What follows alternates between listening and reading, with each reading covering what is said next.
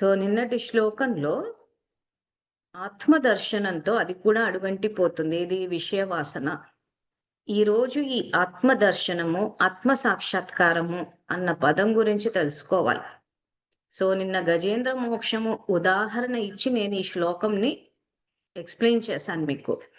So, అందుకే క్లాస్‌కొచ్చేటప్పుడు ఒక్కసారి నిన్నటి క్లాస్ చూసుకుంటే మనకి రిలేట్ చేసుకుంటే సబ్జెక్ట్ మీద క్లారిటీ వస్తుంది. నిన్నటిది అలా వదిలేసాం అంతా అంటే, ఈరోజు ఈ శ్లోకం నేను కంటిన్యూ చేసినప్పుడు కొంచెం నాలెడ్జ్ అంతా మీకు మైండ్‌లో బ్రేక్ అయినట్టు అనిపిస్తది.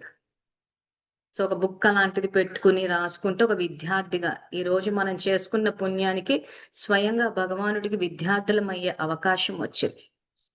సో, రెఫరెన్స్ ఇచ్చే చెప్తున్నాం కాబట్టి, ఎక్కడైనా మేము చెప్పే విషయంలో మీకేమైనా అభిప్రాయ భేదాలుంటే ఖచ్చితంగా తెలియచేయొచ్చు. క్లారిటీ ఇస్తాము. ఎందుకంటే ఇంకా సబ్జెక్ట్ మధ్యలోనే ఉన్నాం మేము. స్టార్టింగ్‌లోనే ఉన్నాం. మధ్యలో కూడా కాదు. సో, ఇంకా మీకు ఈ సబ్జెక్ట్‌ని సులువు చేయడం కోసం అని చెప్పేసి, మన భగవద్గీత ప్రాక్టికల్ లైఫ్ వాట్సాప్ గ్రూప్‌లో భక్త ప్రహ్లాద సినిమా లింక్ పెట్టాను నేను.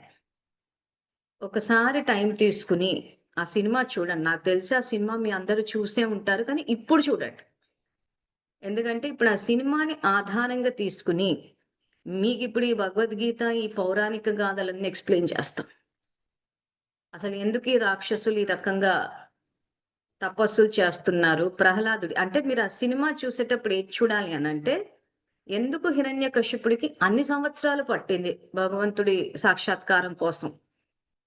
ప్రహ్లాదుడికి ఎందుకంత సమయం పట్టలేదు. మాధవ, మధుసూదన అని మనసును తలిచిన చాలంటే మాటి మాటికి వచ్చేస్తుంటాడు శ్రీమన్నారాయణుడు ప్రహ్లాదుడిని కాపాడడానికి. కానీ మరి హిరణ్యకశిపుడు సినిమా స్టార్టింగ్‌లోనే ఎస్‌వి రంగారావు త త తపస్సు చేస్తూ ఉంటాడు. ఆ తపస్సు చేసేటప్పుడు పూర్తిగా బోనీ స్ట్రక్చర్, స్కిన్నీ స్ట్రక్చర్ అయిపోతాడు. సన్నంతా ఆ పక్కన పుట్టలన్నీ పెరిగిపోయి, మనిషి పూర్తిగా బోనీ అన్ని ఎముకలు కనిపించే టైప్ అయిపోతాడు. అప్పుడు దిగుతాడు భగవంతుడు. వచ్చి ఒక వరదానం ఇచ్చేసి పోతాడు. సో, ఏ పౌరాణిక గాథ చూసినా గాని ప్రతి రాక్షసుడు మృత్యువుని జయించే వరాన్ని కోరుకుంటాడు. అది తప్పితే అన్ని ఇస్తాడు భగవంతుడు. సో, ఎందుకలా చేయాల్సొచ్చింది? అసలు సృష్టి నియమాలేంటి? భగవంతుడు ఎందుకు సృష్టించాడు?